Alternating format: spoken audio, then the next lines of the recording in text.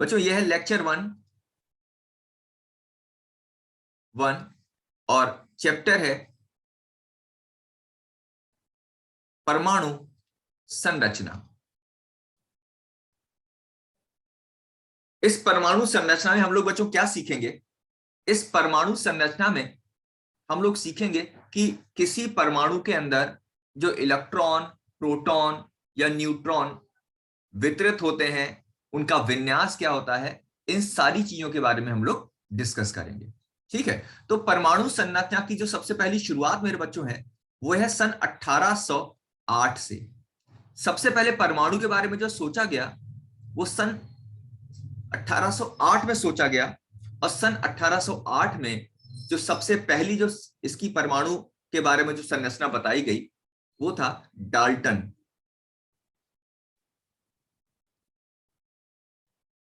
Dalton, तो इसको कहा भी जाता है डाल्टन का परमाणु मॉडल।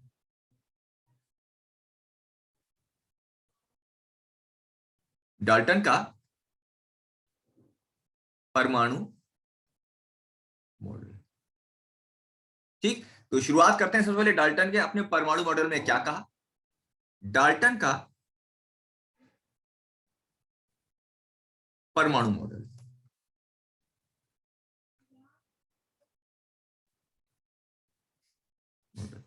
डाल्टन ने अपने परमाणु मॉडल में सबसे पहले कहा कि जो एक परमाणु होता है वो कैसा होता है, वो एक ठोस गोले जैसा होता है, सॉलिड स्फीयर, जिसको तोड़ा नहीं जा सकता। यानी डाल्टन के अनुसार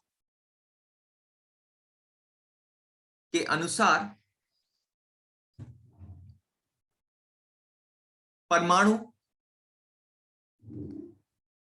किसी पदार्थ का सबसे छोटा कण है जिसे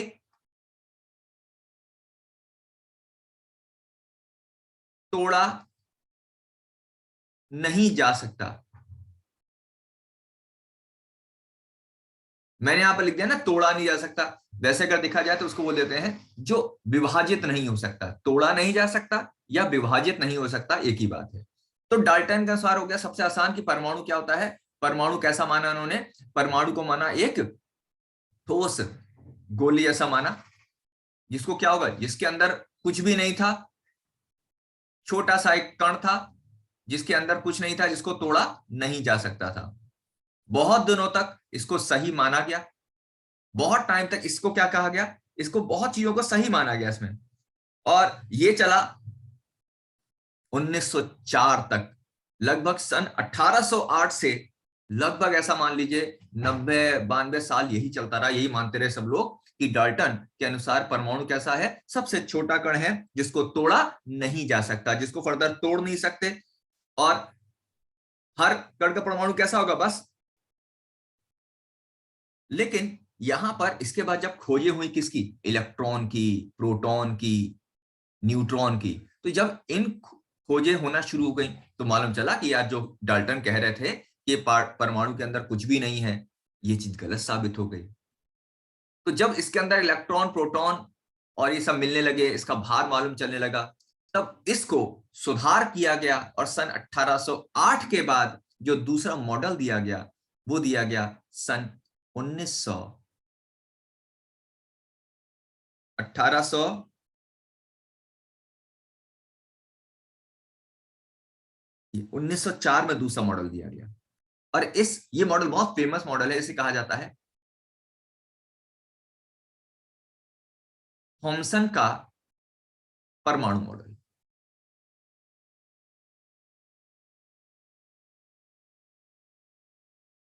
जे थॉमसन पूरे साइंटिस्ट का नाम है, थॉमसन का परमाणु मॉडल। अब थॉमसन के परमाणु मॉडल में क्या कहा गया, इसको सीखते हैं। थॉमसन ने अपने परमाणु मॉडल में क्या माना? थॉमसन ने अपने परमाणु मॉडल में माना कि परमाणु के अंदर जो सारा द्रव्यमान होता है और सारा धनावेश, दो शब्द क्या बोले मैंने, द्रव्यमान और धन आवेश, वो पूरे में वितरित होता है। वो कैसा होगा, वो पूरे में वितरित था। यानी थॉमसन ने भी इस बात को तो कहा कि जैसे डाल्टन ने माना था कि ये गोला है, तो थॉमसन ने भी उसको गोला ही माना, स्फेयर ही माना, लेकिन उसने कहा उसमें दो चार चीजें और जोड़ दी। वो दो चार चीजें क्या जोड़ दी? उन्होंने कहा कि भाई ये एक गोला है और गोले में खास बात क्या है कि इसका सारा द्रव्यमान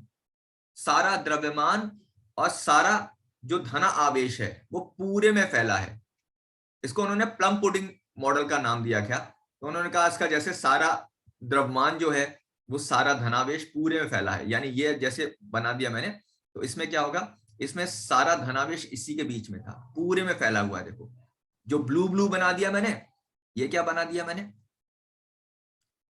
ये हो गया। जो मैंने ब्लू कलर का बना दिया ये क्या हो गया, ये हो गया एक तरह से द्रव्यमान। ये चीज क्या हो गई, देखो ये तो हो गई द्रव्यमान। और ये जो मैंने बना दिया मेरे बच्चों, ये क्या हो गया, धनावेश। तो थॉमसन ने अपने परमाणु मॉडल में कहा कि किसी परमाणु का समस्त द्रव्यमान और समस्त धनावेश पूरे आयतन में समान रूप से वितरित होता है, पूरे आयतन में समान रूप से वितरित होता है, और इलेक्ट्रॉन इसके अंदर जगह जगह धसे होते हैं। इलेक्ट्रॉन क्या होते हैं, इसके अंदर जगह जगह धसे होते हैं। तो इस मॉडल को कहा गया थॉमसन का परमाणु मॉडल। यानी मेरे ख्याल से तीनों चीज देखो समझ में आ गई होंगी। इलेक्ट्रॉन, तो थॉमसन के परमाणु मॉडल को अगर लिखें तो क्या हुआ, देखो कि किसी, इसमें थोड़ा छोटा लिखता हूं जिससे समझ में आ जाए। मॉडल के अनुसार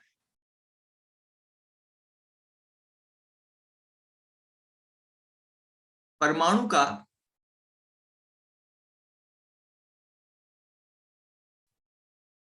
समस्त द्रव्यमान यानी सारा द्रव्यमान तथा समस्त धनावेश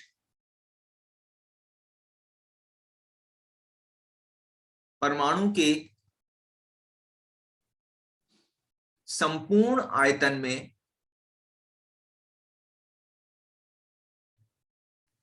समान रूप से वितरित होता है तथा इलेक्ट्रॉन आयतन में, आयतन मतलब परमाणु की बात हो रही है, में जगह जगह धसे होते हैं। यानी ये तो क्या हो गया, ये हो गया थॉमसन का परमाणु मॉडल कि सारा द्रव्यमान सारा धनावेश परमाणु के समस्त आयतन में समान रूप से वितरित होगा और इलेक्ट्रॉन आयतन में क्या होंगे, जगह जगह धसे होंगे। ठीक है, बिल्कुल कैसे, जैसा कि चित्र आप देख रहे हो, यह थॉमसन का परमाणु मॉडल, जिसमें इलेक्ट्रॉन आप देख रहे हो क्या होगा, जिसमें सारे जो धनावेश है वो क्या होगा, देखो सब तरफ जैसे देख पा रहे होगे, सारा धनावेश पूरे में ब्लू कलर में जैसे फैला हुआ है, इलेक्ट्रॉन जगह जगह क्या होंगे, धसे हैं। बिल्कुल वैसा ही जैसे तरबूज नहीं होता है अपने यहाँ, बस अंतर ये हो गया कि ये नीले रंग का तरबूज बना दिया मैंने कुछ इस तरह का। ठीक है, बहुत, लेकिन ये मॉडल ज्यादा चल नहीं पाया। पहला मॉडल सन 1808 से, जैसे कि मैंने आपको दिखाया, सन 1808 से कहां तक चला, सन 1808 से 1904 तक, यानी बड़ा लंबा समय हो गया। लेकिन ये जो 1904 में आया मॉडल था थॉमसन का, ये ज्यादा नहीं चला, क्योंकि उसके तुरंत बाद एक नया मॉडल देना पड़ा जो रदरफोर्ड नाम के वैज्ञानिक ने दिया। लेकिन पहले समझते हैं कि उसने ऐसा, ये मॉडल फेल क्यों हो गया। यानी अब हम बात करते हैं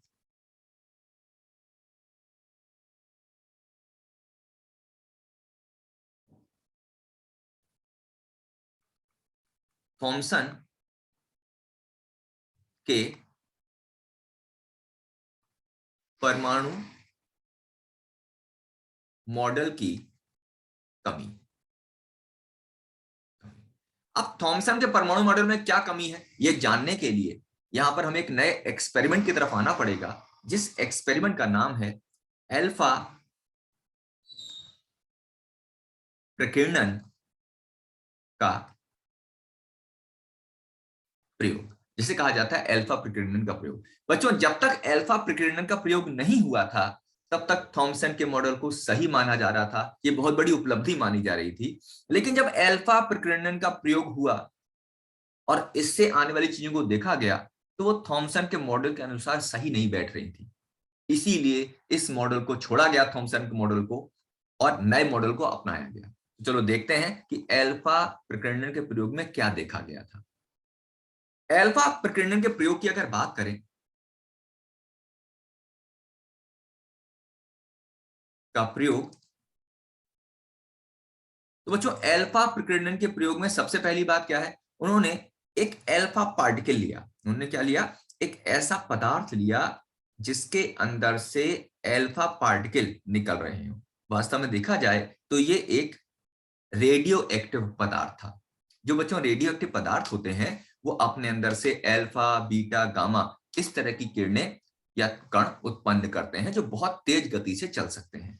फिर उन्होंने यहां पर क्या रखा, उन्होंने उसके बाद यहां पर एक सोने की बहुत महीन पन्नी रखी। ये बहुत महीन पन्नी जिसका जो मोटाई थी वो 10 की घात -6 से 10 की घात -7 मीटर के ऑर्डर की थी। यानी अपने आप में बच्चों कैसी हो गई, ये बहुत महीन हो गई। तो यहां पर क्या बनाया, यहां पर ये आप जो देख रहे हो, यहां पर ये जो हरे रंग से मैंने बनाया, ये क्या बना दिया इन्होंने, ये हो गई अपने पास एक सोने की पन्नी, है ना। ये होगी गोल्ड फॉइल, कहते हैं इंग्लिश में, क्या बोलते हैं इसको, गोल्ड फॉइल। ठीक है। अब यहां पर इसके चारों तरफ क्या बना दिया, इसके चारों तरफ उन्होंने एक पर्दा लगा दिया। ये जो पर्दा लगाया गया था, शुरुआत में बच्चों अल्फा स्कैटरिंग एक्सपेरिमेंट बहुत लोगों ने किया अलग अलग तरीके से। तो यहां पर शुरू में ये जो अल्फा स्कैटरिंग में ये जो पर्दा आप देख रहे हो, ये पर्दा था ZnS, जिसको कहा जाता है जिंक सल्फाइड का पर्दा। बच्चों जिंक सल्फाइड एक ऐसा पदार्थ होता है जिस पर कोई भी अगर ज्यादा गति या ज्यादा ऊर्जा का कण टकराता है, तो ज्यादा ऊर्जा का कण टकराने पर उसमें चमक उत्पन्न होती है। अब हुआ क्या, देखो किसी भी प्रयोग में बच्चों तीन चीजें होती हैं। पहला, आपने क्या किया। दूसरा, आपने जो किया उसका क्या प्रेक्षण हुआ, आपने उसको करके क्या देखा। और तीसरा आता है कि आखिर इसका परिणाम क्या रहा। ठीक, रिजल्ट बोलते हैं इसे। ठीक, तो सबसे पहले उन्होंने क्या किया, अल्फा पार्टिकल को इस पर बम्बार्ड कराया। ठीक, अब अल्फा पार्टिकल इस पर टकरा रहे थे, जगह जगह से टकराए, और जहां टकराते थे तो इस जगह पर जहां भी टकराते थे वहां पर क्या उत्पन्न होती थी, चमक होती थी। तो इस चमक के आधार पर उन्होंने देखो क्या देखा, चमक के आधार पर उन्होंने क्या देखे, यानी अल्फा प्रकीर्णन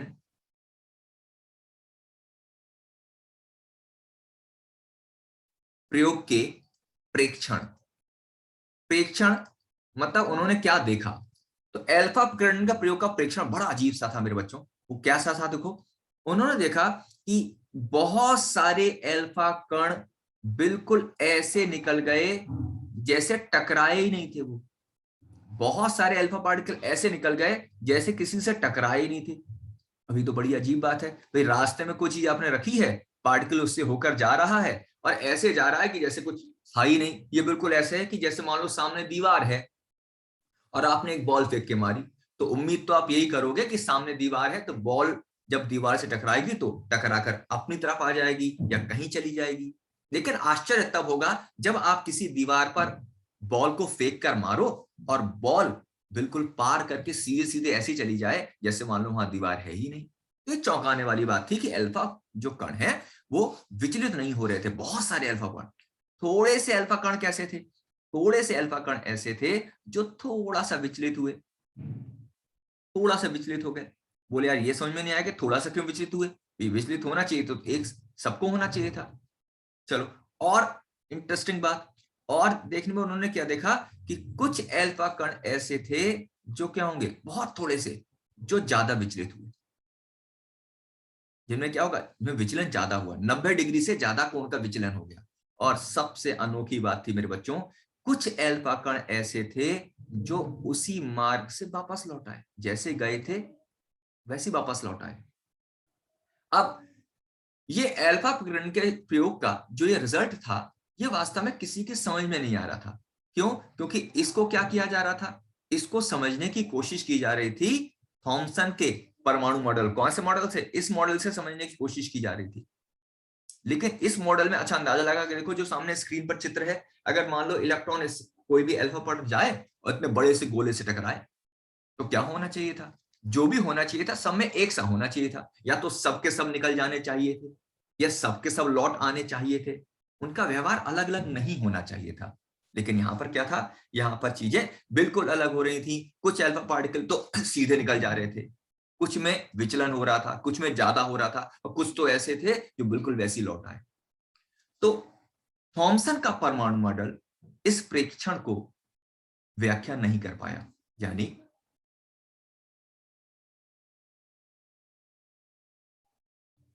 थॉमसन के परमाणु मॉडल के आधार पर, थॉमसन के परमाणु मॉडल के आधार पर इस अल्फा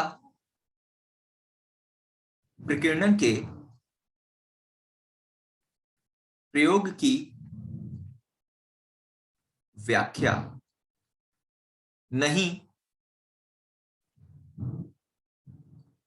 हो पा सकी। थॉमसन मॉडल इसको व्याख्या ही नहीं कर पाया, वो बता ही नहीं पाया कि आखिर हो क्यों रहा है। तब अल्फा विकिरण का प्रयोग के पीछे जो सबसे बड़े साइंटिस्ट थे, उनका नाम था बच्चों रदरफोर्ड। क्या नाम था उनका? रदरफोर्ड। तब जब रदरफोर्ड ने देखा कि थॉमसन का मॉडल भाई काम नहीं कर पा रहा है, तो रदरफोर्ड के नाम के वैज्ञानिक ने अपना खुद का एक नया परमाणु मॉडल दिया, जो इस प्रयोग के निष्कर्ष के आधार पर था।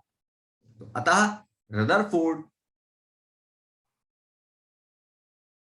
ने सन 1911, देखो ये ज्यादा नहीं चला, पहले वाला मॉडल था 1904, और 1911 तक ही बेचारा चल पाया, और 1911 में दूसरा मॉडल आ गया। सन 1911 में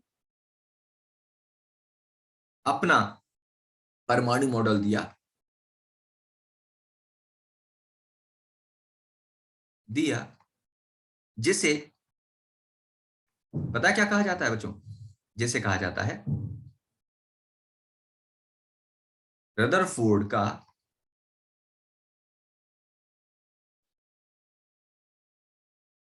परमाणु मॉडल कहा जाता है। तो अब चलो, अब जल्दी सीखते हैं कि रदरफोर्ड का परमाणु मॉडल क्या है। ठीक है, चलो अब हम सीखेंगे मेरे बच्चों क्या? तीसरा मॉडल सीखेंगे, जो सन 1911 में दिया गया। और इसका नाम क्या है? इसका नाम है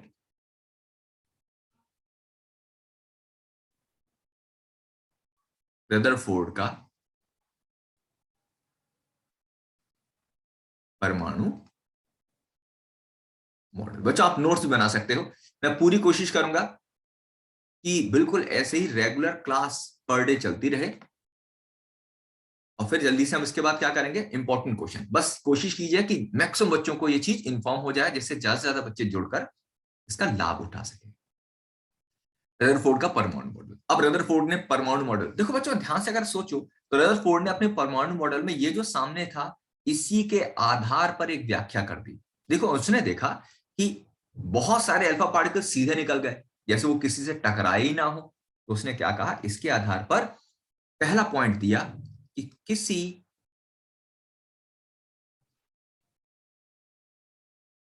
परमाणु का अधिकांश भाग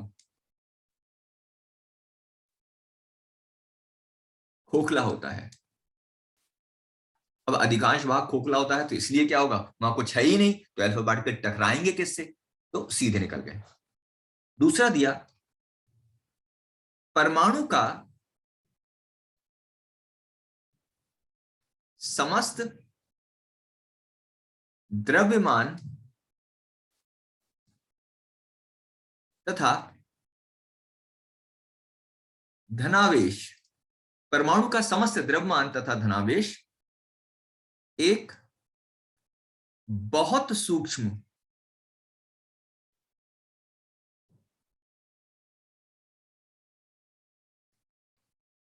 आयतन में केंद्रित होता है, जिसे नाभिक कहते हैं,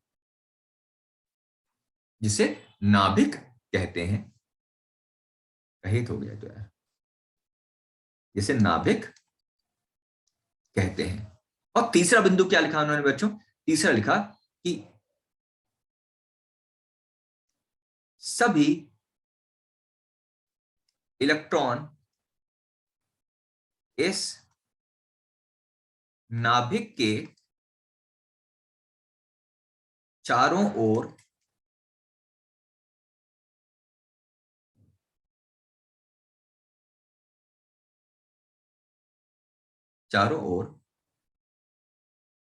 वृत्तीय कक्षा में चक्कर लगाते हैं। वृत्तीय कक्षा में चक्कर लगाते हैं। ठीक, यानी अगर मैं इसको चित्र से दिखाऊं तो देखो, पहले वाले चित्र दिमाग में रखना। इस बार उन्होंने इस बार कहा कि यार सारा द्रव्यमान, वो बड़े से गोले में नहीं बोले, छोटे से पॉइंट में, ये सारा द्रव्यमान बिल्कुल छोटे से, और इसी के अंदर क्या होगा, इसको क्या कहा, ये छोटा सा, पहले कितना बड़ा सा था गोला, सब छोटा सा गोला, बिंदु जैसा गोला हो गया, और इसके अंदर मेरे बच्चों जितना भी धनावेश था वो इसी के अंदर इकट्ठा है, सारा धनावेश इसी के अंदर, अब अलग अलग नहीं है, सारा द्रव्यमान छोटा सा। अच्छा, और सारा भाग कैसा है, खाली, यानी पूरा खाली है, ये खाली, ठीक है, खाली हो गया। और इलेक्ट्रॉन क्या थे, इलेक्ट्रॉन इसके चारों तरफ क्या थे, इलेक्ट्रॉन इसके चारों तरफ क्या कर रहे थे, चक्रण कर रहे थे। तो पहला वाला पॉइंट हो गया, किसी परमाणु का अधिकांश भाग खोखला है, तो खोखला देखो ये वाला भाग हो गया। परमाणु का समस्त द्रव्यमान तथा धनावेश एक बहुत सूक्ष्म आयतन में केंद्रित होता है जैसे नाभिक कहते हैं, तो भाई ये दूसरा पॉइंट हो गया, देखो नाभिक आ गया। और सभी इलेक्ट्रॉन इस नाभिक के चारों ओर वृत्तीय कक्षा में चक्कर लगाते हैं, तो ये तीसरा पॉइंट हो गया, इलेक्ट्रॉन क्या होंगे, देखो चार तरफ घूम रहे हैं। तो ये परमाणु की नई संरचना थी, जिसे रदरफोर्ड का परमाणु मॉडल कहा गया।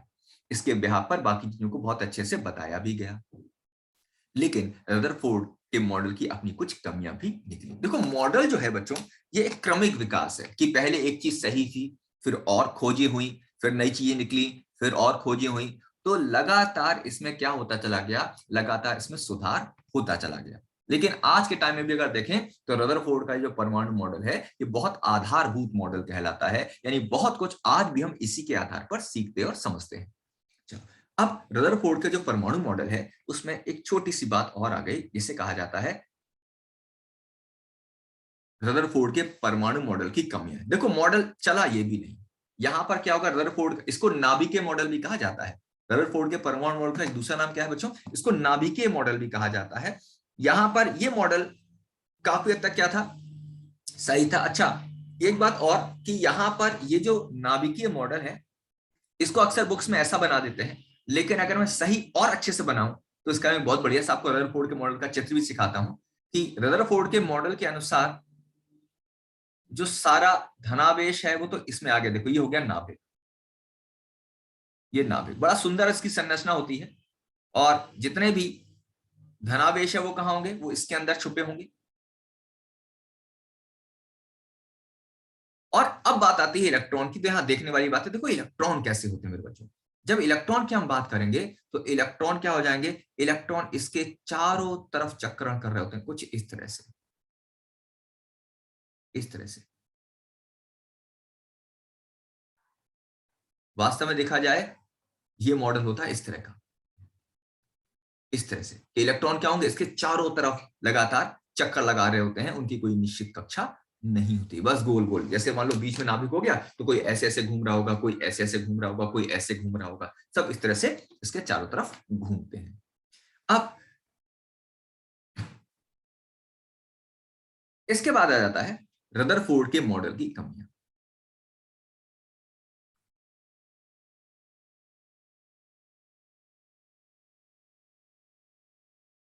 डर की कमियां, कमियां यहां पर अगर हम देखा जाए तो उसमें भी क्या होगा, रदरफोर्ड का जो मॉडल था उसमें भी क्या था, उसमें भी कुछ कमियां थी। वो कमी एक एक करके समझते हैं।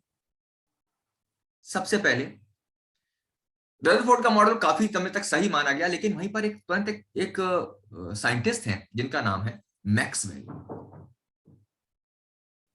आज की क्लास का ये लास्ट टॉपिक है, कल हम फिर उसी समय पर फिर कंटिन्यू करेंगे मेरे बच्चों।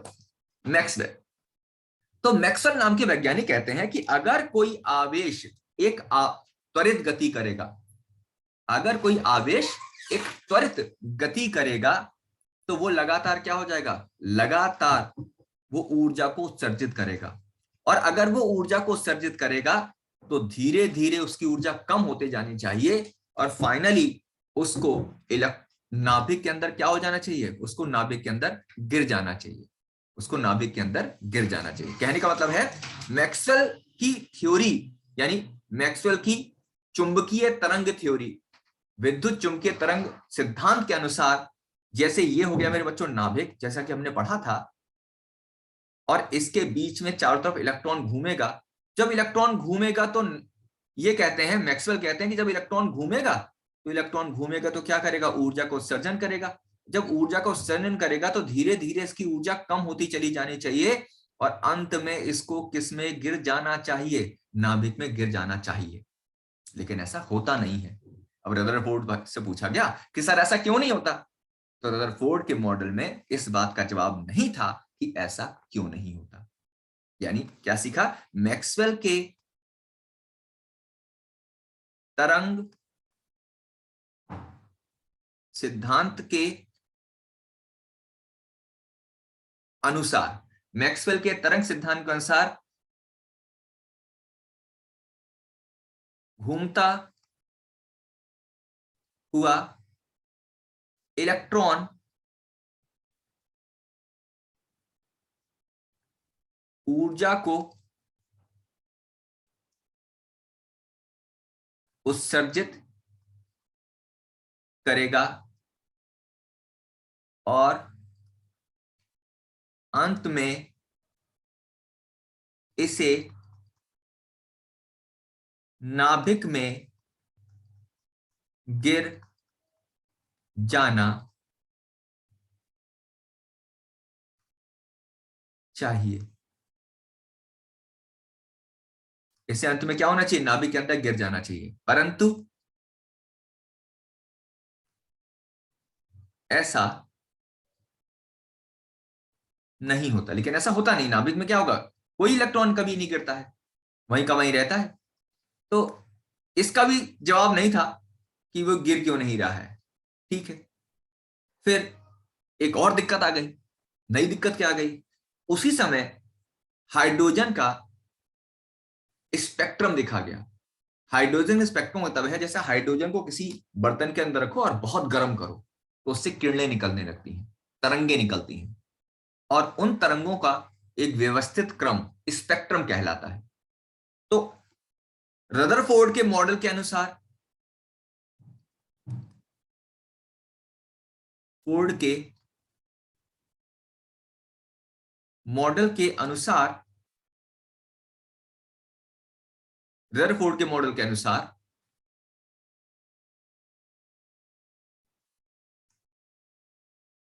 हाइड्रोजन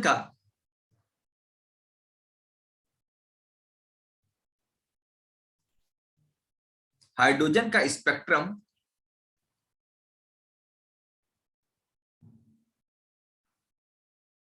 सतत होना चाहिए। आगे जब मैं स्पेक्ट्रम पढ़ाऊंगा तो उसको और सिखाऊंगा आपको, परंतु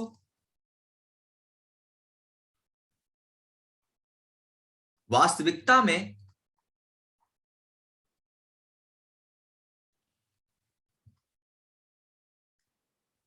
हाइड्रोजन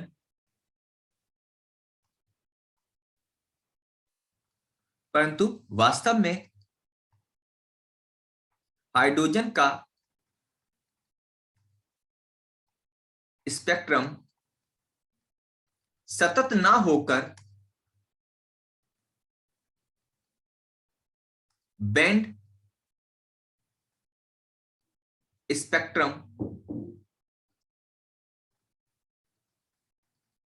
होता है। अब रदरफोर्ड से फिर क्वेश्चन हुआ कि भाई हाइड्रोजन स्पेक्ट्रम सतत होना चाहिए, लेकिन बेंड क्यों होता था? फिर से रदरफोर्ड के मॉडल में इस बात की कहीं कोई व्याख्या नहीं थी।